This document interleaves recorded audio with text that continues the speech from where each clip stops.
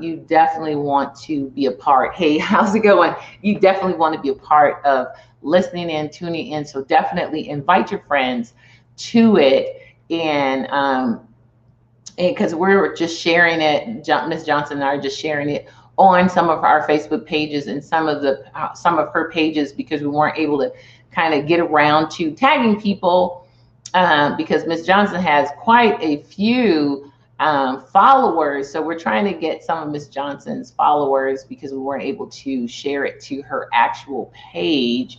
But now I think I think I shared it to her actual page. So I'm hoping she'll be able to get on and share it with some of her, friends. But definitely, if you are here and watching, share it, because this is a story that you do not want to miss. And if you have people out there that have had some struggles, her book is entitled Dancing with Broken Bones. Dancing with Broken Bones. And broken but not beyond repair. I tell you, it is amazing. I know her story.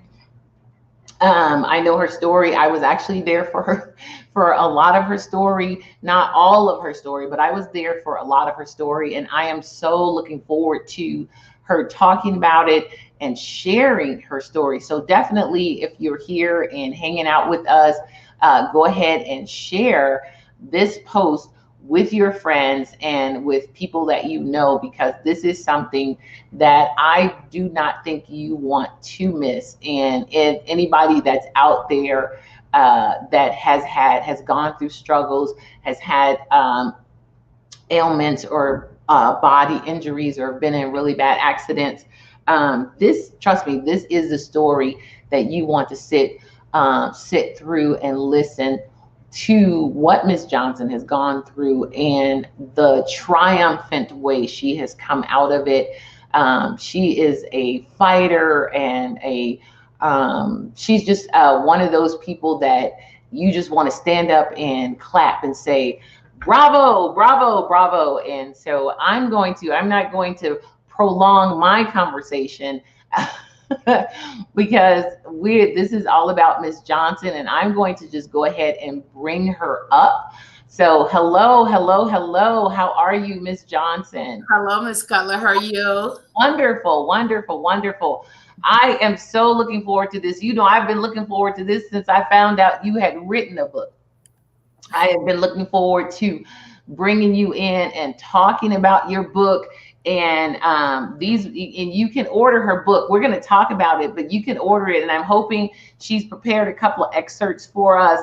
I have gone through. I got a signed book. So she has an offer for if you want some signed books, you can get it signed, or you can order it on. She also has it ordered on Amazon. But I just love some of the chapters, and we're going to talk about some of the chapters, and we're just going to hit all kinds of things in this book. And I can't wait to just sit over there in my little reading section, because I got my book yesterday and I was like, darn it, I got my book yesterday. But like I was sharing with Miss Johnson, I know some of her story, because you guys may not know, but Miss Linda Johnson is my older sister. So I do know some of her story, not the stories from when she was younger, because I wasn't born at that time, but she'll be sharing some of that as well. But I do know her story from, when I became conscious of when I was old enough to remember a lot of things. So, and I don't know if you guys remember the segment where I and my cousin were on here, and they were talking about us younger siblings. And but Miss Johnson has been through a lot, and not just family, it's societal things and struggles. And you have to understand something, struggling as a strong Black woman in society today, there's a lot of things that she's had to overcome. There's a lot of things she's had to conquer. And so definitely want to share those things. So Miss Johnson, thank you so much for being here. And I'm calling her Miss Johnson for you all. I call her Linda. And so but I'm trying to be professional. I'm trying to keep my professional look. But every now and then you'll hear me call her Linda. So I'm just going to tell you that. So Ms. Johnson, share with us about just the making of this book. First of all, I'd like to say thank you. And for the viewers, I call her Wheezy. Don't tell people that. No, okay, I'm sorry. You can't call her Wheezy, though. Louise, I am very grateful for this opportunity to come on your program, Living Out Loud. I think that this is an awesome program because it allows people to be who they are without apologizing for being themselves. So I think that the Lord is just doing some great things in your life, as well as being an author, a singer, a writer. I could go on and on. God has blessed you with so many talents. And I just thank and praise God that you're a part of the family. You're my baby sister. And I just thank God for that. And I just praise God. You know, I'm just grateful. I'm telling you, it's only by the grace of God that I'm here today. It's only by the grace of God that I was able to birth this book. And who would have thought that during a pandemic, racial unrest, and so many things going on in 2020, that God will force me. And let me tell you something, it was a force, because as you read my story, you see that I had so many insecurities, so much trauma going on that it was really hard to pin something on paper. But the Lord blessed me with such a beautiful, understanding publisher that she had patience with me, and I'm just grateful because I couldn't have done it without her. And I tell you, God had me writing this story so many years ago, but my confidence was not there. I mean, I just didn't have it, and I knew that the story needed to get out. But you know, when you think about trials and trauma and things that you go through, it has a tendency to develop that low self-esteem. You wind up with no confidence, and you just don't feel like you enough. And so when I think about the various traumas that I went through, they were something that I learned to cope with and never talked about. Being the oldest girl, I didn't think about that much. I learned how to block it out. And so when people talk about someone 50 and 60 years old just now disclosing sexual abuse, I could identify with that, because you don't talk about it. You don't have anyone to share that with. And you're just really, when it happened to you as a child, you just like in a state of shock. You like, he touched me. Didn't feel comfortable, you know. So I don't know. I don't know. And then you come from a home that your mother is going through domestic abuse. And so you're looking at this. First of all, I shared in the story, I might have shared in the book, that my father was maybe 18 or 20 years older than my mom. So she was a young woman, and I don't know exactly what happened, but he started drinking alcohol. He was a working man, but all of a sudden he wound up being an alcoholic. And so early on, God gave me a passion for people that were drinking, because I really love my dad, love my mom. But unfortunately, they didn't know how to show love to us, you know, because they were always fighting. But by me being the oldest, I was in the midst of it. And when I say I was in the midst of it, it's in the book. I was really like the referee. My mother had very long hair, and she was very tender-headed. Now, she never talked because she was just very quiet, but she would be crying, and my father would have his hand in her hair. And so I'm in the middle, and where the rest of the siblings, I cannot remember. I just know that I was always in the middle doing something to break up the fight. And I was a young girl. I had to be about what, 10, 11, and maybe not even, I mean, I was just always in the middle. And so when my mother would be crying and screaming, my dad would have his hand so entangled in her hair. And I remember standing, taking one finger at a time, taking our hair out of his fingers. I remember that vividly. I mean, you don't forget things like that. Right. So after I would get her hair out of his hand, then my mother would grab a frying pan. Retaliation. My God. And I was so traumatized. Mhm. Let me tell you, back then, skillets was cast iron. Yeah, they were pretty big. They didn't just play. So you have a lot of that childhood trauma in Yes. this particular book. And it's, you know, it's interesting because I think there's probably about 90 pages, but you packed a lot in a 90-page book. And I remember sharing with my husband, I said, you know, it's 90 pages. He says, you know, a lot of times most books are 90 pages. They just fill them up with a whole bunch of rhetoric. He said, but most books are 90 pages. And so it's what I love about your book is you just kind of bare boned it. You just got down to the nitty gritty. No need to add a whole lot of fluff. It's just real conversation. And that's the part about it. And that's one of the things, because I noticed that that's in your first chapter is brokenness through childhood trauma.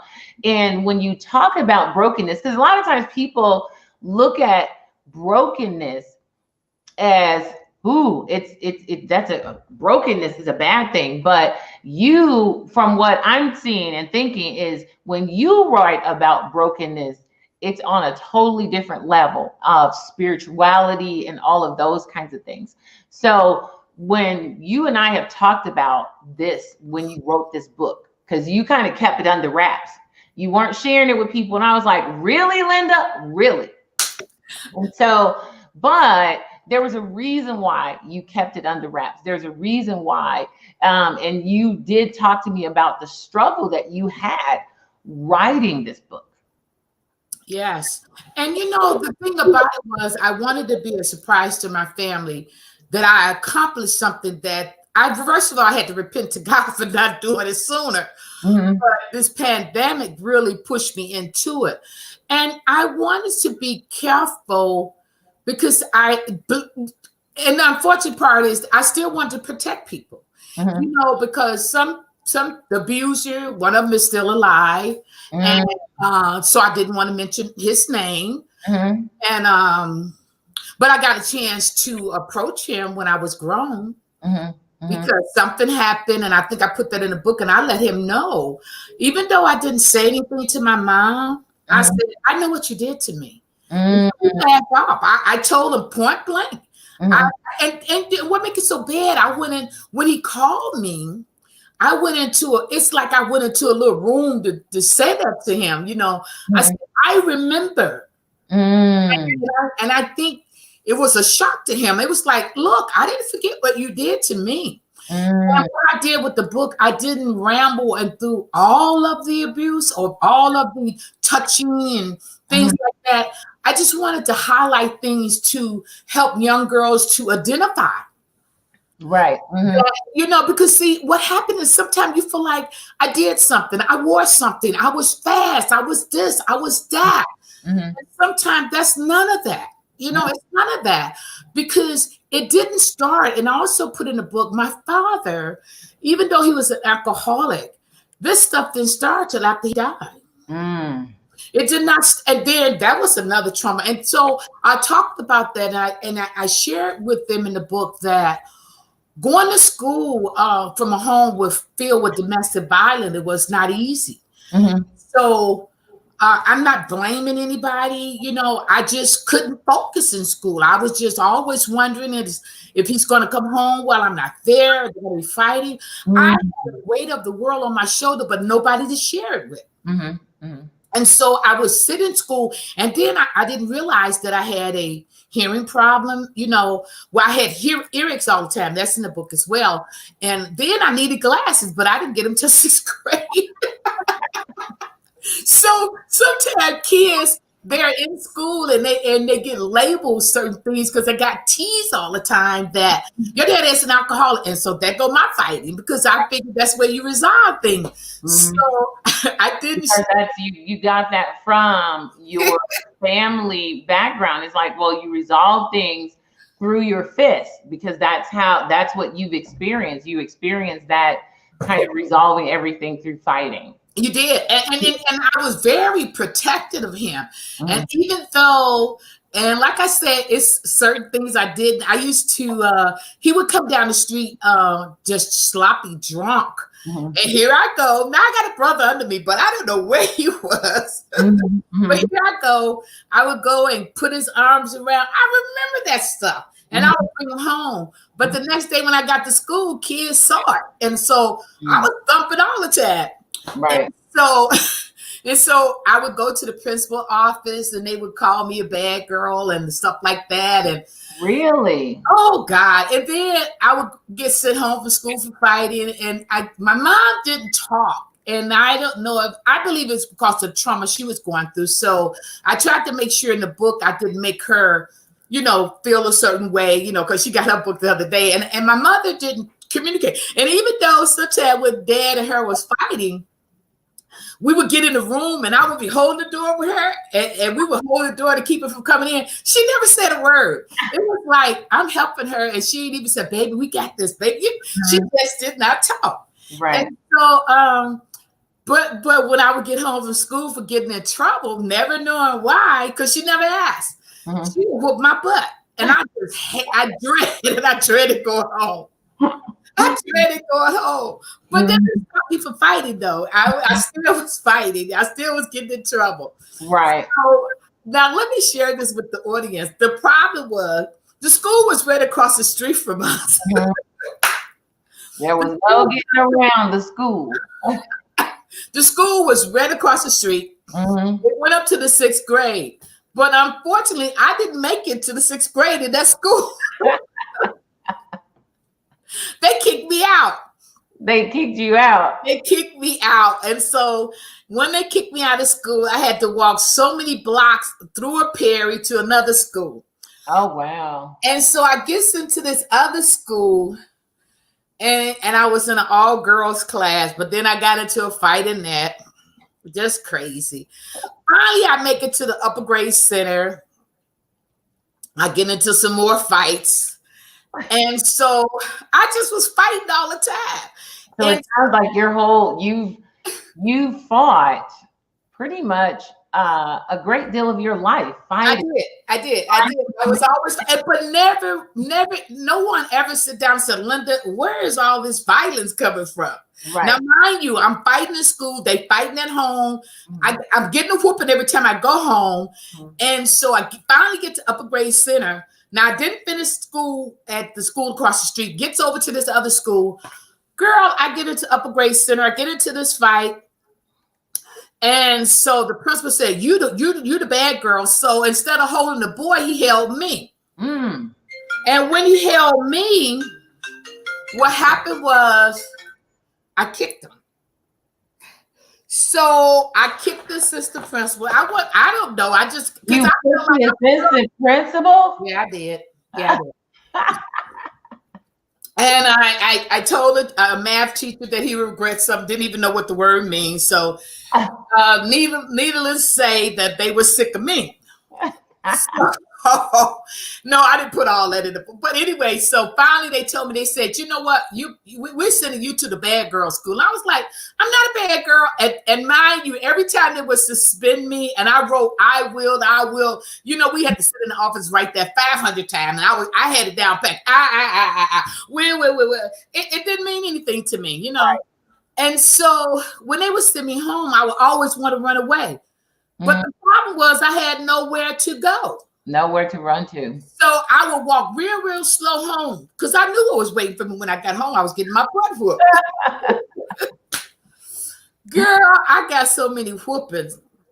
But anyway, so my auntie, Aunt Dago, that's my father's sister. She said, well, what we're going to do is we're going to use our address and we're going to send Linda to the school over here. Now, mind you, I lived a long way from Auntie. And so they finally got me to the school over there. And by this time, I was in maybe 8th grade. Mm-hmm. So I get to the school over there, and lo and behold, a teacher that went to the school, that taught at the school across the street, she said, she don't live over here. Oh, no. And they kicked me out. How many schools were you kicked out of? I was kicked out of the school across the street, the school by the parent, the school by my auntie. And you know what I tell people? I want to go to another school. I tell people the reason I graduated out of 8th grade is that they didn't keep up. They couldn't keep up with my records. They just let me go. They said, just let her out. Just let her out. It's really interesting because, those parts of your life, I don't know. Right. I find out about in interviews like this, which is amazing that you have gone through these kinds of things, but yet here you stand. Yet here you, and that's what I love about your book. It says, dancing with broken bones, but broken, but not beyond repair. And that's the whole thing. When I was writing, I kind of struggled which one would be the title and the subtitle, because I wanted people to know that even though you have brokenness in your life, you're not beyond repair. Because and mind you, all through my childhood trauma and trials and abuse, there was no outlet, no one to share that information with. I just cope with it. And I cope with it with fighting and quietness. And let me tell you something. I fought the guys too. Let me tell you something. I gave them the flux when they were grabbing on me. Oh yes, I did. I was humbugging.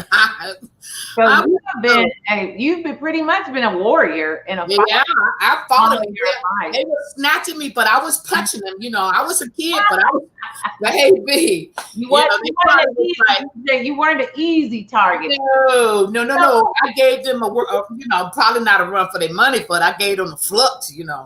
So kicking, fighting, whatever, holding on to my clothes, and they were. And at one part in the book, I wrote about an incident.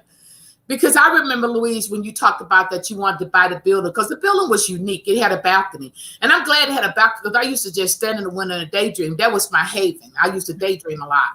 And so when you talk about buy the building, I never liked the building, because I never forget, and I think I put this in the book, that guy snatched me in the basement. And I fought. And he just ripped my stuff, And but I was so dysfunctional. I still went to the store and got mama's bread.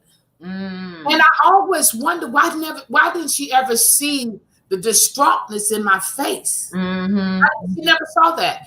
And I took the underclothes and I threw them in the trash can. I don't think I had them that well. I just threw them in the trash, But she never noticed that. And I guess because it was 9 of us, and I was gonna say 9 kids. And she was going through her own stuff and her own trauma. And then I probably always looked like I was strong to her, and I would block things out, and I would daydream, and I would just keep moving right along. Right.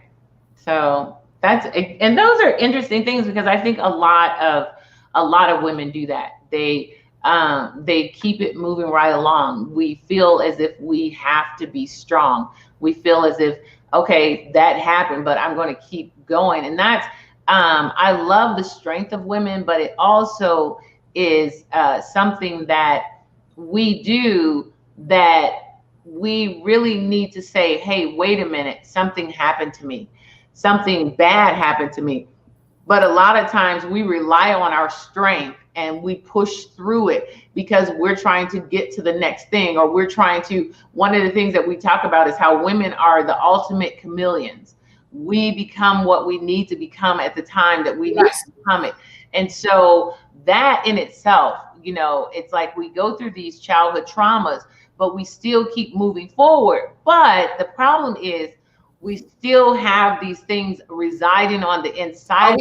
We do. Pain, the hurt, the brokenness still residing on the inside of us. But mentally, we're thinking we're moving forward, but that thing is still shaping our environment and shaping the world around us visually, because it's still there. It's like you said, you never had anybody to talk to. So we never sometimes don't have an opportunity to dispel and heal, because we're just coping. We're just going through life coping. Well, it happened. Well, I'm going to keep it moving. Well, it happened. So what? I'm just going to keep it moving. That happened. I'm just going to keep moving. And all the while, all of that stuff is just building up on the inside. And it does. And and let me share with the audience that it was 9 of us, and we was all like stair step. And it took me a while. One day I was driving the car with my other sisters, and I said, oh my God, I never thought about it. Did this happen to you? They was like, Linda, did that happen to you? I said, but I didn't think about I was thinking about protecting my other sisters. Mm-hmm. So then I had to fight him again. Did he mess with you? They said, no, Linda, that didn't happen to me. I was like, I didn't think about my other sister. But then you think about it, I was a kid, so I didn't think in terms of that. But when I was riding with them one day, I questioned them. Mm-hmm. I know that they have their own different stuff that they may have went through. But the first thing came to my mind, I didn't protect them because the oldest always want to protect everybody, you know. And you felt like you had to do the vast majority of the protection. Yes, and I did. Girl, I was fighting for the kids. I mean, the sisters, the brothers. I was like, you ain't touching my brother. You ain't touching my. And but that happens with the sibling, Mm-hmm. Especially with the older sibling. But what I'm seeing is like you had to fight throughout. It seems like you had from day one, dropped on the earth, growing up. Then all of a sudden, you had to fight. And I do believe that, because one of the things that what the enemy means for evil, God turns it around and means for good. Because there was a point in your life that you had to literally fight for your life. Yes, I did. And I want to get to that. And let me share this with you. I did. Fast forward. I want people to understand that those things that you suppress, those things that you don't heal from, mm-hmm. they affect you the rest of your life. Mm-hmm. And the reason why I said that is that even when I started going to church, I still had those things on the inside of me. So, but I thank God for his Holy Spirit. Mm-hmm. And even though I didn't always follow the Holy Spirit, because I got caught up in some things that I shouldn't have got caught up in, mm-hmm. and the Spirit was tugging my heart, I still moved in Linda's own self because I always relied on Linda's wisdom, you know? Mm-hmm. So I'm not blaming anyone. I'm just saying that the Holy Spirit will guide you if you allow him to. So I never forget this day. And then I'm gonna tell you another thing is that you always want to fit in. You want to be embraced. You want to fit in. You want people to like you. Mm-hmm. And because you come from so much brokenness, till if you get a part of something, it's like, yay, I'm a part of something. Yes. So especially with relationship, you don't really trust them that much. Mm-hmm. So that kind of damaged your relationship. I've been married, you know, and stuff like that. And so I never forget, my grandma, you know, she came to live with us when Dad died. And so I started going to church with her. And that was fun. But then something happened there. Mm. And it was almost as if I was replaying my mom again. Mm-hmm. Because this older gentleman started being very nice to me. And so, you know, I'd been through all hell and high water. So I'm like, okay, is this cool? Buying me stuff, taking me places. But that was a part of manipulation. And what happened is, even though I was looking and I was saying things, he was convincing me, even though down in my gut, I felt something. I was like, okay, I kind of like this, you know, this is a sugar and a daddy. You know? So you're like, okay, you know, because it felt like a protector. Mm-hmm. And for that, but nevertheless, God brought me through that. Mm-hmm. And so I wind up leaving grandma's church because of that. Mm-hmm. And I wind up going somewhere else. And mind you, I'm still just a broken little train, just moving right along. Because it follows you throughout. Yeah, and I want to be accepted. I just want to be who I was, and I just wanted to be loved, wanted to be accepted.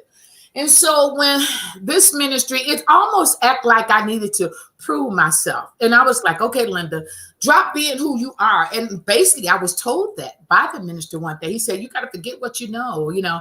Everybody never forget what the Holy Spirit put inside of you. Yes, yes. And when this person told me that, I was like, okay, put it on the back burner, forget it. Okay, trust you. Oh, okay, all right. And even though I was hesitant to do that, mm-hmm. I wanted to be included. Mm-hmm. I wanted to be accepted. Right. So one day they asked me to get on the highway and go somewhere and preach. And I was like, I had to work that day. And I was like, okay, I'll go. And so a young lady from the church was supposed to go with me. But while I was at work, the young lady went with somebody else. And this is in the book.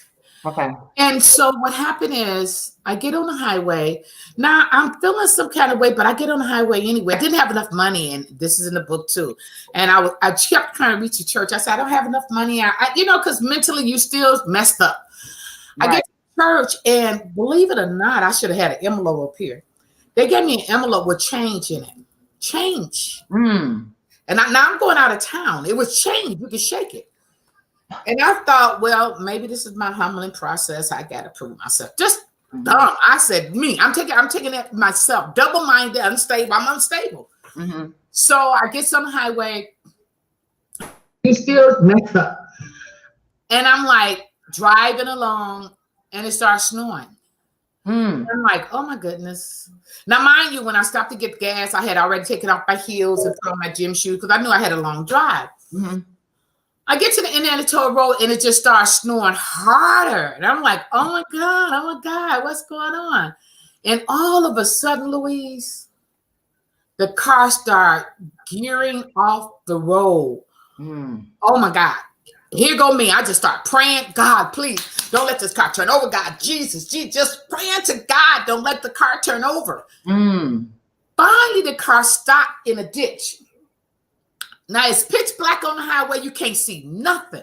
And I was like, oh my God, the car stopped. I looked around. You can't see out there, right? Right. So I was like, okay, what I'm going to do, how I'm going to get out this ditch. I didn't know. So I'm in the ditch off the highway, and I get out the car, and I'm standing there, and I open the door for light. And I'm standing out there, and I'm just praying on it. Don't ask me why. I guess from the West Side, you think that way. I took all the valuables out of my booze and put everything in the trunk compartment. Don't ask me who's gonna come on a dark highway and rob me. I don't know. Rob you in the hey, I'm stuck. Crazier things have happened. And so I'm down in the highway. I'm just praising God that the car didn't turn over. Right. All of a sudden, I feel this boom. Oh my God, my body go to sliding.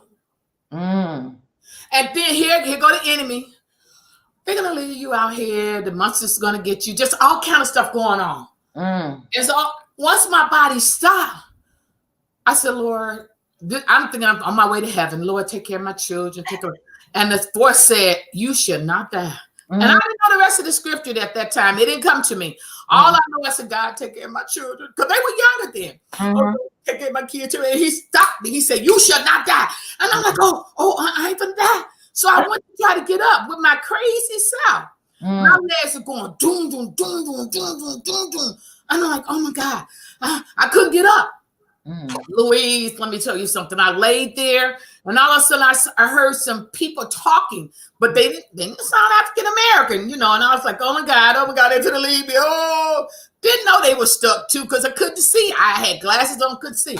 Louise, I was like, here go me with my silly prayer, but God answered prayers. I said, Lord, please send somebody by here black. And I'm silly. Lord, please send somebody by here black. Because I thought they were just going to leave, Right. So, Louise, do you not know I'm laying on this ground and my legs going, my legs are actually going that way. I was in this horrible pain. I heard somebody from a truck say, and I found out he was from a truck. Y'all needed help. I said, oh, my God, he's black. I know. The guy came down to the snow. He started talking to me. Now tell me why. He told me, he said, what's your name? I said, Lynn. He said, where you going? I said, I'm going to preach. He said, you going to preach? Well, you know, on the highway by yourself. I'm talking to him. I said, my ID in the club. Just talking to him, right? He said, well, my name is Jill. I said, I got some glasses somewhere. He said, you got some who? I said, I have some glasses. And he was trying to figure out how in the world I'm so calm. Just talking to him. Come to find out, Louise, they told me that my blood pressure was normal. My blood pressure ain't never been that normal since right now, And so they was like, and so when the ambulance driver came, he said, are your head hurt? No, I said, no, my head ain't anything hurt. No, I'm just talking to him. Guess what I told him? I said, I got to use the bathroom. He said, ma'am, you can't get up and go to the washroom. I'm talking to him just normally. And it's all in the report. They wrote it up like that accident too. And so finally I get to LaPorte, Indiana Hospital. And the Dr. Blair, this doctor was a specialist in orthopedic surgery. And I told him, I said, Dr. Blair, I said, don't worry, my mama home with my kids. Da, da, da, da. He looking at me like, and nobody could get there because it was a snowstorm. The snowstorm only did that one day. I do remember that. I do remember everybody panicking, everybody panicking, trying to figure out how to get to, once we found out about the accident, how can we get to where you were? And you were right. Nobody could get there. And so the doctor he said, we got to rush you to surgery. And you're still unaware of what was going on. Didn't know. You have no idea what was going on with your body. No. He rushes me to surgery and I'm in ICU. And then years later, I found out that I was dangling between life and death. That's a sensitive moment there.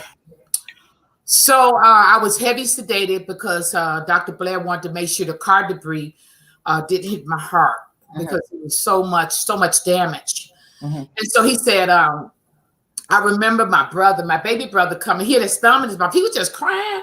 And I said, Lawrence, I said, between the sedation and stuff, I said, what you crying for, boy? What you crying for? I'm going to be all right. Now, mind you, the message God had gave me was to just live by faith. Now, trust me, Louise, when the minister and his administrator came, I am still hyped up. I tell her, I said, girl, go back and tell them people they just should live by faith. And how many know I had to eat those words? And what do you mean you have to eat those words? And so the road was long and hard. And I may not have captured all of that in the book, but I could capture that in talking to a group or something. It was long and hard. So I understood. So share with us, once you found out what actually, because you were still, you know, a lot of people would say, well, you were in shock. So that's why that's why you were the way you were. But I don't think that you were in shock, but you were not. I think if you had seen yourself. I did. Let me tell you what happened. Yeah. Once, insurance, once they want you stable back to where you're supposed to be, because they ain't trying to pay all that out of town money. So I had an ambulance drive back to Chicago. Ask me why the ambulance driver asked me, had I seen my legs? I hadn't. So you even now, is this the next day or the day after? Because I know you were there for a week. I was there. I had 2 surgeries at the hospital. Right. Once he stabilized me, then they ambulanced me back to Chicago. So you were there a week and you still hadn't seen your legs? No.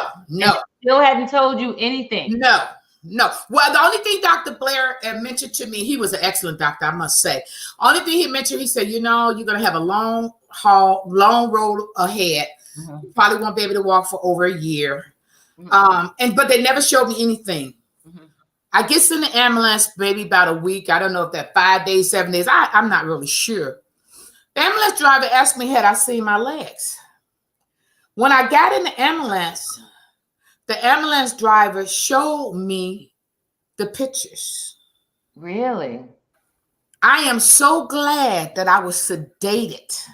My legs were dangling with tissues and muscle. They were severed. That's what I found out later. They were just tissues and muscle. And I talked about the skin draft in the book. So tears started falling down my face. And I don't know if they thought it was a joke or what. I don't know. But I'm glad that I was sedated. So that would have threw me into another shock. So by me being sedated, I just politely went right back to sleep till I got to the hospital here in Chicago. But when I got here, my whole thing changed. I felt the spirit of depression on me. I really felt the heaviness. So because he used these staplers that the doctor in Chicago had invented, that's who he sent me to. So he was the doctor that took over in Chicago, Dr. Shapiro. So do you think that the reason why your original doctor didn't show you was because he didn't want you? I think so. And They did not show me. because I'm pretty sure they weren't expecting the ambulance driver. I'm sure. That's why I didn't know why they did that. Right, When they showed it to me, they said, "You seen your leg?" I said, "No." And I thought to myself, why did they show me that? Were they trying to hurt me more? Because why would you show a patient that's damaged like that her leg? The doctors never showed it to me. The doctors hadn't showed it. Yep, the doctor hadn't shown it to me. No. That's interesting. So. And they did. And I told you, I was devastated. Mm-hmm. When I saw because it was the graphic, it was like when it happened that it wasn't even cleaned up. The bone was sticking out. My leg was hanging. It was horrible. Mm-hmm. Mm-hmm. And so I went to sleep. I remember, I think I slept all the way home, all the way to Chicago then. Mm-hmm. And when I got here, I could tell that I was just real down, real down. Mm-hmm. Real down. I was real down. I know that. Mm-hmm. So I just thank God that he was merciful and he just gave me strength and he just did what I needed him to do. So share with us, because now you're back in Chicago, because you fell into a depression. So now you're in a depression. You have this long road. Now you know what happened to you. You know what happened to your legs. You know, now it's like, now what? Now where do I go from here? You know, the Lord is so good because I didn't stay there long. Mm-hmm. I popped right back into it. Mm-hmm. And I found out that the church didn't even know I was in a bad accident. And so that's why the church members wasn't visiting. And that was a shocker too. Mm-hmm. So I was still ministering on the telephone, praying for people. And the nurse came, she said, "Excuse me." She said, "Do you know how sick you are?" And I was like, she said, "You're getting too many phone calls. You're praying for people." She said, "But you need prayer." But then the nurses started bringing people to me to pray for too. So I was just, the Lord didn't let me stay in that mode too long.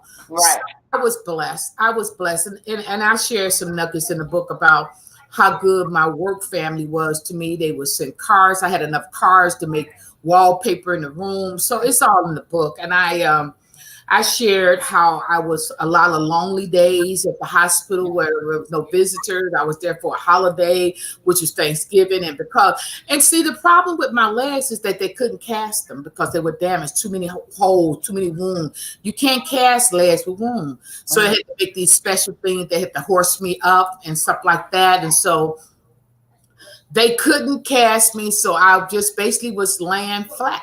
I had to lay flat. So finally the doctor said, "You know, Linda, for Christmas, we're going to let you go home because you just gotta lay down. It's nothing, you can't be cast." And so finally they did that. But let me fast forward so I don't take up too much time. I got up and got to walking again, was fine. Well, how many days were you in the hospital? I was in there some months. Yeah, months. I was in there for months and they let me come home.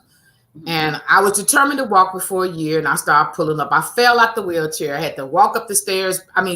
Booty up the stairs backwards. I went through, I don't know if I put all that in there, but I went through some changes. Mm-hmm. And I went through some mental changes because it was mentally draining. I went through a divorce. I went through almost losing my house. I went through so many things. But I want to say it's by the grace of God. The grace of God. And, I was back in the wheelchair again. Mm-hmm. Mm-hmm. And this time they thought I had a bone infection. So here I got to go through this IV medication every 10 hours. I broke out with red man syndrome. I just went through. And, this time back in the wheelchair, I did not know what the Lord was trying to teach me. Mm-hmm. So what happened when I get back in the wheelchair this time, the doctor said, "Linda, we got to go back in that leg. We're going to have to get, I don't know if that skin drive is going to develop kilos. I don't know." And I'm looking at him like, I don't know either. But I went through, it was the hottest summer it was. People were dying. I was like, and I sit in this window and I was looking out the window and I was like, "Lord, why am I back here?" Mm-hmm. I really wanted to know why I was back in the wheelchair, because it took me so long and so much to learn how to walk for the first one. And I thought, what did I do wrong? Because, people came to the hospital and asked me what I did wrong. And I was like, So it was almost like your Job moment. Huh? It was almost like Job. Yeah, let me tell you something. I want to share this. I got to put this out in the audience. When somebody is damaged, hurt, or sick in the hospital, please, please, don't make them feel bad by making them think they did something to deserve that. Because I don't feel like I did anything wrong. I was living to the best of my ability in holiness, because that's what we teach. So you don't want a person to lay there and think, okay, God, I'm a bad person. You're there to comfort, to offer support, love, pray. Never make them feel as if they did something wrong. Even if they did, don't make them feel worse than what they already feel. Right. So if anything I could get out to the audience, if God give you a ministry to go to the hospital, pray for them, but don't make them feel bad. And I guess that's what I want to say. Don't make them feel bad. Because when the lady left, I felt some kind of way, and I wanted to question my lifestyle, question myself. So anyway, when I sit there in the room with this IV medicine going in my chest, I looked out the window and I was like, okay, I'm just messed up. He said, Linda, he said, do you feel that your life is all burnt out? And I was like, I sure do. And if you feel like your life is all burnt out and all you have left is ashes, I'm like, yeah, I do. And then he sent me to Isaiah 61:3. I was like, oh my God. Because when he said step out of ministry, I was like, I feel worthy to do that. I love to undergird. I love to support, but I didn't feel like I was like, here I go bargaining with God. I said, okay, I'll do once a month prayer. I'll do it. And he gave me Beauty for Ashes ministry. And that's how it was birthed. So I would go to the park once a month, still recovering from the second time in the wheelchair, 6 weeks worth of IV medication in my chest. Just, oh my God, learning to walk again. And this time, Lou, I'm going to tell you, this time when I had to learn to walk again, I was to the point that I wanted one of those little things. And even Mr. Cutler said, Linda, you want me to start looking for you one of them little things? And I was like, yeah. And then I thought about it. I had to change the front, the back. And I was like, oh my God, get your butt up. You cannot get in one of those little things, Little scooter. Yeah, I wanted one. I tell you, I didn't want to, the pain was intense. And I was like, I'm getting a scooter. I ain't trying to walk no more. That's it. And I thought about it. I got concrete stairs. I got a long backyard. How you going to get this scooter in? How you going to do that? And I said, okay. Ramp and everything. Because that's one of the things I wanted to talk to you about is during this long road back from your first, you had a lot of struggles. You had a lot of, but you had to fight for it because the doctor said you may never walk again. For a year. He said it about a year. Right. I was determined to pull up. I remember coming over there praying over your legs. I fell down a couple of times.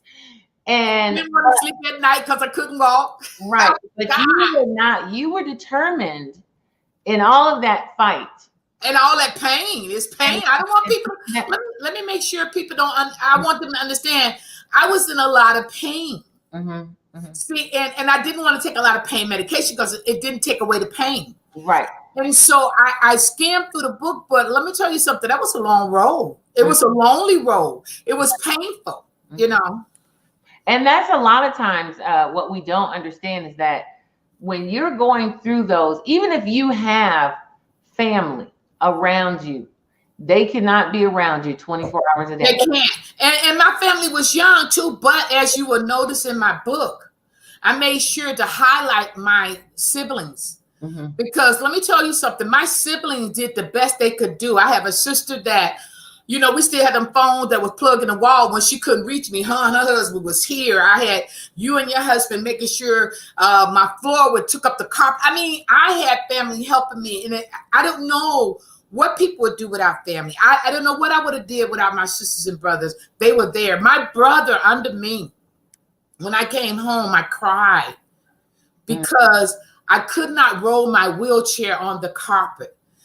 My brother came up to me and said, Linda, you're strong. He said, you're going to be all right. I almost want to cry. He told me, he said, no, Linda, you're going to be fine. We'll get you another chair. We'll take your carpet up. Man, my brother told me that. And I was like, okay, Melvin, okay. And I pulled it together. I kept it moving. Yeah. So in the book, you will notice that each one of my sisters and brothers that I dedicated a short something to, because they were there. But they couldn't be there always. So it was a lot of lonely roads, a lot of loneliness, but by the grace of God. By the grace of God. I want you to know this is not a sad story, because you are not broken beyond repair. These are happy. I'm praying, and I'm thanking God. He's brought me a long ways. And I'm grateful, because you know what? I couldn't have done it without the grace of God. I couldn't have made it. So I don't have no sad story. I don't have a sad song. I'm just praising my Savior all the day long. That's what I'm looking at here. Your exactly, your last chapters. Yes. Oh yeah, Louise. Is the praise of, I'm looking at that brokenness, because you couldn't work anymore. No, I couldn't. No, I lost my job. I almost lost my home. Oh my God. I couldn't work anymore, because I couldn't stand up, for one thing. And if I could stand, I couldn't stand that long. And so I never went back to work. I couldn't work. But then when the Lord put me in a wheelchair the second time, I was able to, and he said, Linda, I want you to work with other people that feel like they're broken. And I've always had a passion for those that are struggling with addiction.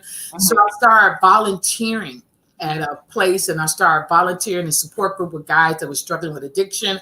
And I started working with those that were struggling with addiction, HIV, AIDS. God said, work it. I started doing a support group in the African-American community, because they need to know about it. And so I started doing that for 14 years, because it was, I was basically a case manager, and I had the passion. So the Lord urged me into that passion. But I skimmed over something that this article that you're going to read in my book. Let me go back to that. I must go back to this, because this here was very traumatizing as well. This article will tell you about our dad and what happened to him. My father was the second patient that was turned down from a hospital, and he died. And because my brother and I was the only one to see him, I wound up seeing him in all white. And we never understood what happened to our dad. All we knew is that he was in a fight on the corner, hit his head on the concrete, on the fire hydrant. But let me share with you what I witnessed from our balcony. From our balcony, I witnessed the police letting him face down on the concrete. So when you think about racial stuff, I witnessed that. That thing bothered me all my life. That they let my dad fall face down on the concrete and threw him in the paddy wagon. That's my last view of my dad, is besides seeing him in the hospital, because me and my brother the only one that could go to the hospital to see him. And by the time we got to the stairway, he was pronounced dead. My dad was gone. So when you talk about racial injustice, that was that in its full form. I didn't know how to identify that, but I've always had an issue with police. So, because they threw him in there, and I felt like they threw him there because he was African-American, he was drunk. And we have to be careful how we treat people, because we don't know what people are going through. And because he was drinking, do you know his pain? Do you know his struggle? You don't know that. But we judge people based on what we think we know. And we got to be careful about that. Because a person is struggling with addiction, that does not define who they are. Right. They are a human being that may be hurting, because most of your people that are struggling with addiction got some kind of trauma, some kind of abuse, some kind of neglect. There's something behind a lot of that trauma. There's something definitely behind the trauma. It's a sugar and a daddy.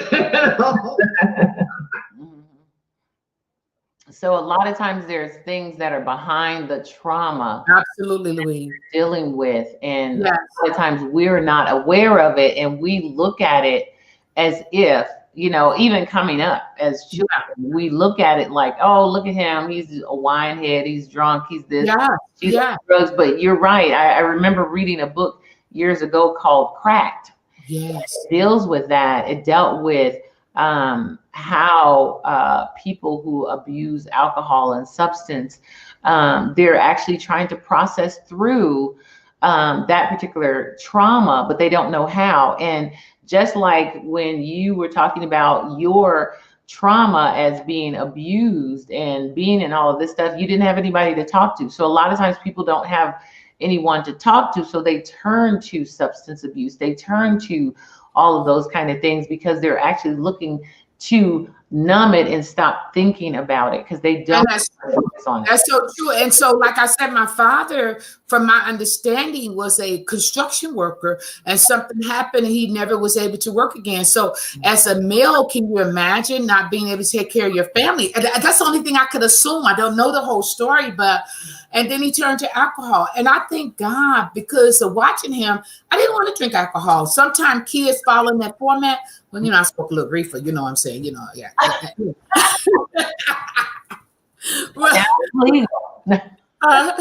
Now it's legal. It wasn't legal then. But nevertheless, you know, I didn't want to follow in that because I saw what it did to him. But I've always had a passion. When we would go on, drive down the street, I always had a passion like, oh my God, I didn't want to see people like that. I prayed. I never laughed at it. And I never liked people to laugh at people that was drunk. I would tell him a minute, don't laugh at him. He would be. That was all of us.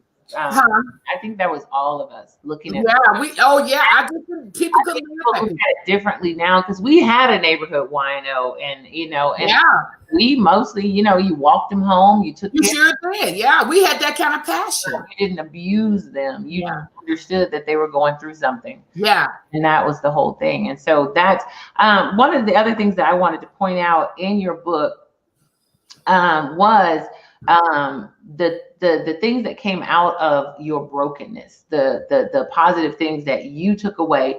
One of it was your ministry. Yeah. You did lose it, you know, by not having your job. You were able to fall into what I believe the callings of God. Absolutely. Falling into those things. But the other thing, it says it caused you to be hustle. Oh, girl, let me tell you something. Let me tell you something. I was so broke one time, I didn't have lights on in this house. And I was going to church. You know, I didn't have lights, and I had been in the room with just one heater. And let me tell you something. When you don't have gas in your home, your bathroom toilet stool is very cold. Like the toilet is cold. Let me tell you something. You don't realize how cold it is till you ain't got heat in your house. So, Louise, look, I used to do snowballs. And let me tell you something. I did snowballs. I did newspaper at night. I was always hustling. My dad used to sell snowballs, but I didn't realize that fell on us. And so now we got a bunch of hustles in our family, one way or the other. But nevertheless, I used to sell snowballs, but I never wanted to sell it at my house because my house was a haven. So I would tote up the van, go sell my snowball. And so I would try to get my kids into it. I kept saying, you all could be entrepreneur. I'm going to show you how to count your money, how to count your inventory. Get my kids who looked at me like, look, you take away our playtime. But they didn't realize that we was up against the wall. You know, Louise, I couldn't find pennies on the ground to put gas in my car. Oh, wow. I couldn't find pennies. I was struggling. And I never, in the book, let me tell you what I wrote about. One day I had went to the church, and I was like, you know, because mentally you always heard, praise the Lord, praise God, blessings come down. I'm just praising God in church. I'm just getting down, right? And all of a sudden the enemy said, you ain't got no telephone. I'm like, I almost stopped. I was like, I sure ain't got no telephone. He said, ask for your number. You ain't got no telephone. And I stopped for a minute. Here you are praising God. And I ain't got no telephone. So I was like, oh, I sure don't. I don't want nobody asking me for a phone number because I don't have a telephone. Girl, I broke out into another praise. I said, you know what? I might not have a telephone, but I'm trusting God. And let me tell you something. Look, Louise, I lost the car, right? The Lord blessed me with a town car. It wasn't brand new, but it rolled like it was. It was brand new to you. I had to look when I took the car back. I said, man, I don't have no money to pay for this car. He said, ma'am, you can't bring that car back. I said, I ain't got no money to pay for the car. You can have this car back. So I didn't want to be embarrassed that he come take the car. So I took the car back because I couldn't pay for it. Girl, that was on my credit. But look at God now. I got a car. It's paid for. And I had even had the opportunity to drive a Jaguar. So God been yet faithful. I drove a Jaguar for 15 years. And I cried paying that car note. I don't know what I was getting into. I didn't know what kind of car it was. I cried about that. I cried paying the car note, huh? And guess what? I'm still in the house that I almost lost. Yep, it's still there. God. God is faithful. It's the grace of God. God brought me, you know, the song I used to sing. Well, you know, you the singer. I always tell you, I always tease you and say, Lord, gonna give me your voice. Yeah, one day I you sing excellent. I always teach. And I used to push you. I said, Louise, God gonna give me your voice because you don't like to sing. And so, you know, I'm one of the old school person. I said, thank you, Jesus. Lord, you brought me from a mighty long way. I remember that song. I used to sing it in church. You've been my father, you've been my sister, my brother too. Ooh, that joy and happiness only come from God. So I tell people, you know what? It's the grace of, you know, when you look at us, let me tell people this. When you look at us, it was 9 of us. We lost a brother and that broke our heart, Lord Jesus. And you will see his picture in my book. I put it in there. His name was Benny. We lost him and it broke our hearts. So what I'm saying is that we were 9 of us. We didn't have a car. We were poor. But we took care of each other. And then who would have known that the guy was going to call preachers out of us? Our mama wasn't no missionary and our daddy wasn't no preacher. We didn't go to music school. Our educational level. I mean, it's just the grace of God. Look at Louise. And our brother under me is an artist too. We just praying that God would bless him to get back into it. He's an artist, and I used to do floor arranging. I mean, we tapped into stuff. We didn't even know what we were doing. We didn't went to school for none of this, y'all. It's the grace of God. Well, Louise, I think you went to school for art a little bit, but Melvin went. Yeah, I went to school. But most of my talents it's all raw talent. I mean, I consider myself really self-taught, not necessarily. But this is, I want to show people, you can actually get Linda's book. Okay, thank you. Dancing with Broken Bones. This is an amazing book and it's an amazing journey, an amazing story. You can actually order her book online at Amazon. If you want a signed copy, then you can actually order it through Linda Johnson. You can actually type in here if you have you can go to her Facebook page. She actually does a motivational Monday every Monday. Absolutely phenomenal. You can go to Pastor Linda's Hat Box for Motivational Monday. She is still out there sharing the gospel and motivating people every Monday. And trust me, she has quite a few followers every Monday that show up for Pastor Linda's Hat Box Motivational Monday. You can go to her, you can like her profile page at Linda Johnson. You know, my mouse just acts up so much. That's okay. My mouse is constantly acting up. You can actually go to Linda Johnson on her profile page and get to see her. You could like her on her profile page because it's really a ministry page. She does most of her things as a ministry page. So you can actually go to Linda Johnson and like her page. You can pick up her book if you're interested in actually receiving a signed copy of her book, which I have. If you're actually along with a bookmarker, a signed copy, yes, and you get a really nice. She actually includes a really nice bookmarker with that, which you won't get on Amazon. If you order on Amazon, you don't get the bookmarker. But they can order on there, yeah. You can And order my on profile page is Linda A. Johnson, and I love hats, so you're gonna see a big gray hat on it. Oh, okay, so it's Linda A. Johnson when you go, right? I don't know how she's the only one that actually got a middle name, so we try to take it from. Yeah, we do. But tell them, Louise, I'm the only one born in Mississippi too. Right, she Mississippi born, Mississippi. Mount Ohio. She's got a middle name, which I got a middle initials. I'm the only one with that. Right, honestly, we're all glad we didn't because it's Linda.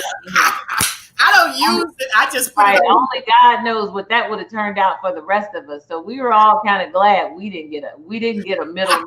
We definitely didn't want one of them Southern Mount Bow middle names. I do declare. It would have been all Louise Ann. So it's Linda Ann. So you can find her at Linda A. Johnson on Facebook, or you can go to Pastor Linda's Hat Box. And she does Motivational Monday on both of those. You will absolutely love it. I listen to Motivational Monday every single Monday. Tons of people are watching her on Motivational Monday. Trust me, you will be motivated. And like I said, you can pick up her book, Dancing with Broken Bones by Linda A. Johnson. Broken, but not beyond repair. Yes. On Amazon, or you can contact her. But you could definitely go to Amazon. You'll get it really quickly. It is a great book, really, really worth the read, especially if you have gone through struggles and trauma, or just a book that you want to be uplifted by. This is a wonderful book, and I just love. She and I talked about it. I love the cover. I love the image on the cover. And tell me about how you picked the image on the cover, because I just love the image on this cover. You know what? I wanted something that shows that I am in an upbeat spirit. So I wanted something to make sure people know that I'm dancing. And I line dance. I don't do all the heart line dances, but I do the line dances. So what I'm saying is that I'm happy, but I'm happy only because of him. I'm happy because of my family. And that's why I took time to make sure I dedicate each one of my siblings one by one, because it's only by the grace of God. I couldn't have done this without him. And so I do remember. I remember, because you were quite the dancer at church. You were, and that's one of the things that we had talked about. You were a dancer. You danced before the Lord, in front of the Lord, and all of that. I want people to understand that your brokenness is not beyond repair. I want them to go away with that message. Mm-hmm. God is able to mend a broken heart. He's able to mend that which is hurting in you. Ray Vaughn, hand me a bookmarker right there. Let me read one of the scriptures.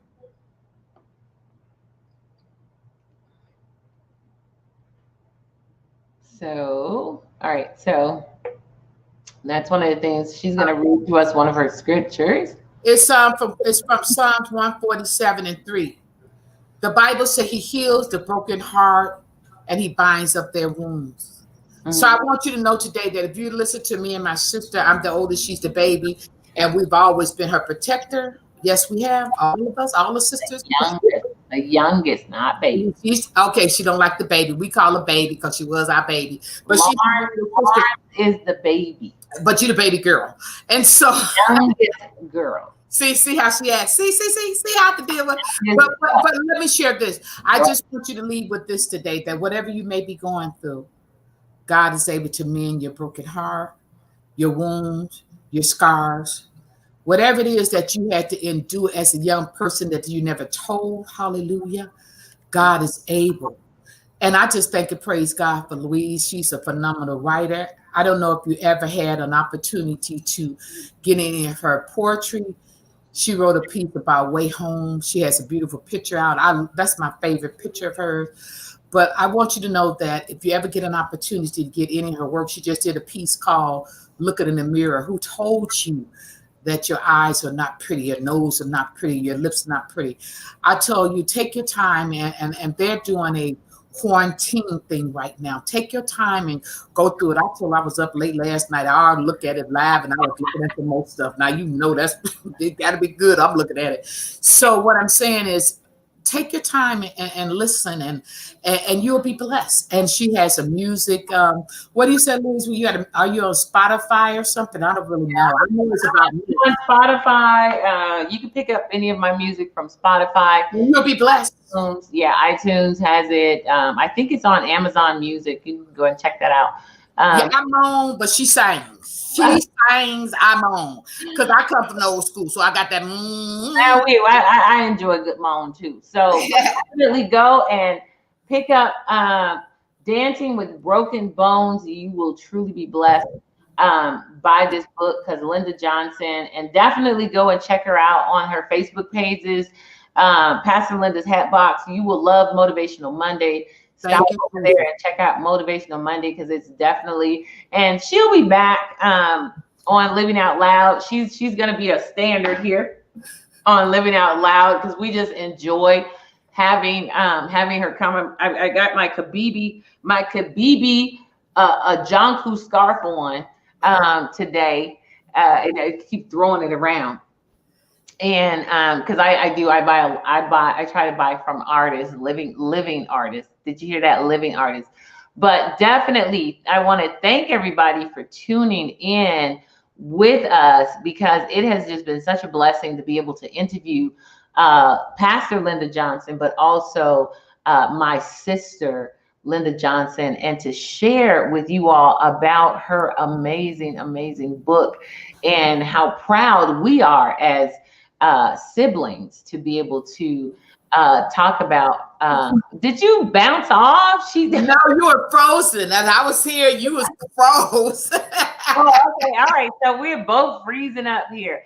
That she would, but we're not frozen on Facebook. It was just like here, and to be able to share about her amazing book and her amazing story, and that journey that she had to take on from having to fight, being in abuse, through having to come back and fight for her very life. After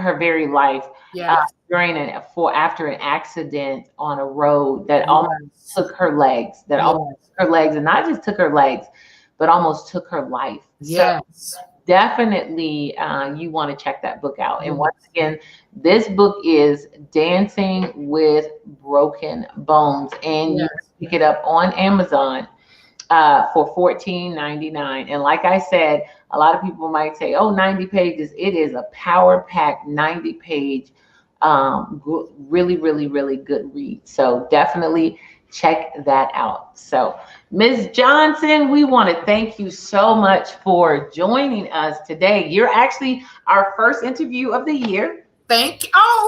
Thank you so much. I'm grateful and appreciate it. Right. So I'm really excited about that. I've been trying to get you on forever. I know. Forever. So I am just very delighted that you were able to come and be with us. And I wish you so much success. Thank you. Your book. And not just letting it stop here. I'm looking forward to seeing other books come out and come from you, because there's just so many amazing things that you do. And there's so many amazing things that you're made up of, and I'm just looking to see God just do even more. Amen. Yes, I receive that. Yes. Thank you so much, and I appreciate you taking the time to do an interview with me. I'm very grateful. Well, okay, so we're gonna go ahead and close out. I want to thank everybody for joining us today. I know I'm like, I wasn't sure about how I was going to do the interview, because like Ms. Johnson said, we are in the middle of creative quarantine I'm actually in the middle of creative quarantine with 11 other artists, and it has been absolutely amazing to be a part of that. I'm actually going to, hold on, let me see. And then I've been going live out of my studio every twice a day showing work, because basically what Creative Quarantine is about is creating artwork, and that's actually it's part of that. So if you're around today, I think I'm going to be on at 2 o'clock working out of my studio. And what we're doing is we're working out of our studios for the entire month of January. We're live streaming. So if you're interested in catching the artists, and that's what Miss Johnson was talking about, she has been, I'm going to bring her up because she has been a staple on our channel. I've been loving it too. On the channel, watching all of the and it's been awesome. The artists are awesome. All of them. I love them. Right, watching all of the artists do their thing, and it's just been a blessing. And and I'm grateful because she is always a supporter of what I'm doing. And so if you're interested in seeing some of the art from Creative Quarantine, you can actually go to our Facebook page. It's called Creative Quarantine, and you can like that page, and you'll see all of the shows will be on Creative Quarantine at 6 o'clock. I'll be back on out of my studio at 2, but definitely go and check out Creative Quarantine because there is so many amazing artists on there doing so many amazing things.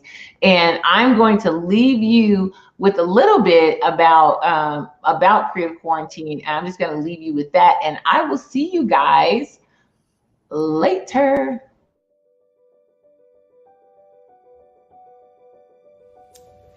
Hi and welcome. I'm artist Louise Cutler, and I just wanted to welcome you to my studio. And yes, it's a mess back here, and hopefully during the course of creating, you'll see it get better because I'll be doing some cleaning up as well. But I wanted to give you a full experience of what my creative life is like, and not just those experiences where you come during studio art tour, you come to tour my studio to look at artwork. This is actually going to be walking you through my creative process and what my studio looks like when I am in the midst of a creative process. So this is what it is going to look like while I'm creating. So I will be with you for the next 31 days, the whole entire month of January, creating artwork along with 12 other amazing artists. So I just wanted to welcome you and tell you guys, I am an artist, I am a songstress, I am a sculptor, I do all kinds of things. I feel like it's, as an artist, you become more of a Renaissance person where you just kind of do things, do what you feel and enjoy it. It's like, I love what I do. And I love to do what I do. I'll put it that way. And I know it sounds weird, but it's like, I love what I do and I love to do what I do. I am what is considered a creationist. I was created by the Creator to create. And so I create in everything that I do, whether it's gardening, singing, writing, painting, drawing, sculpting. I create in every aspect of my life. I've been an artist since I was a child. I drew all the time when I was a kid, and I sculpted all the time when I was a kid. And so this is going to be really exciting for me because being able to draw and paint for 31 days and just focusing on that, not saying that I'm just going to ignore my family, I'm not, but to be able to just do this with 12 other people, the support and the love and their energy of doing this with 12 other artists is going to be so fantastic. And so I'm so looking forward to it. And everything, I feel like my very being is to create, I'm a creative being. And so everything that I do, everything that I touch is a creation. And it all comes from the Creator. And so with that, I am so excited about having you here to watch and experience the whole thing, how I go about doing it, how I create, how I process mentally as well, because it is a mental process. It's not just pen to paper. It is all a mental process. You will see some of the things that you wouldn't normally see behind the scenes with what I do, and so I'm really excited about it. I'm hoping that I'll be able to create a mold for my last piece that's a part of the Caregivers of the Earth, and that we can actually go to the Foundry and see how that part works as well. So I'm hoping that we can get a chance to do that as well, along with some of the other stuff, because I'm going to be doing some different stuff, some new stuff. I've gotten some woods. I've enjoyed working on wood, which is a piece that's back there. So I'm hoping that you guys will be able to see some of the new things that I'm going to be doing, because Creative Quarantine is all about trying new things, experimentation, those kind of things. And we're all going to be kind of creating in this sort of virtual world together. And every day, every single day, just kind of tune in and look for who's up, what's going on, those kind of things. It's going to be so much fun.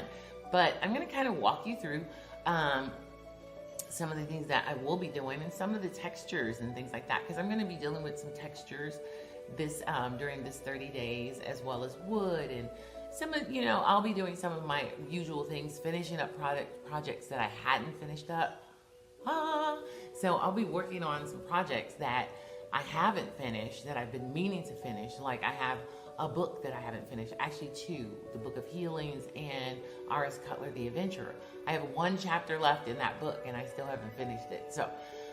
So finishing up things will be a huge project for me as well.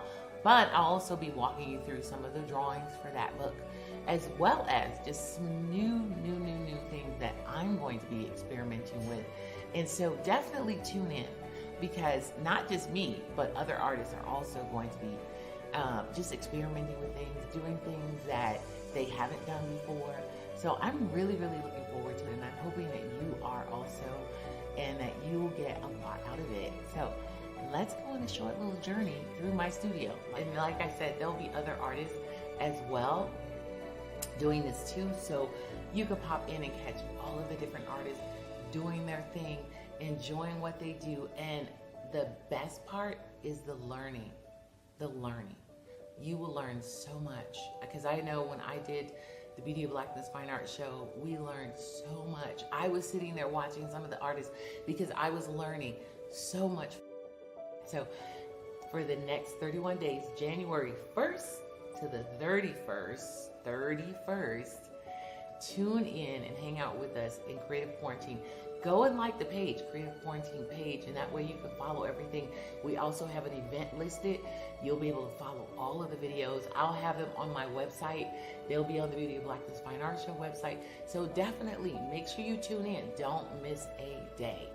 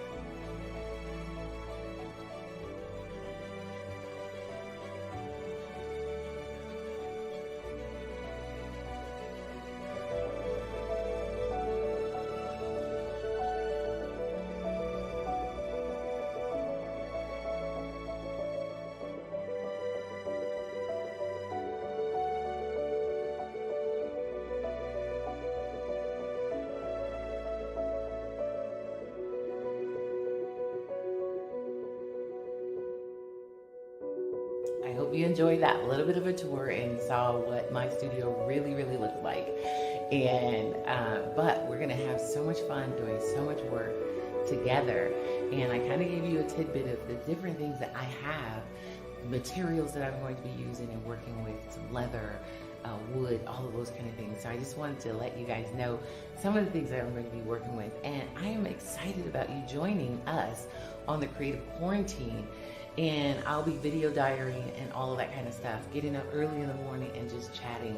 And I would love to have you join along with the chats and all of those kind of things. So thanks for tuning in, and I will see you for the next 31 days. Bye.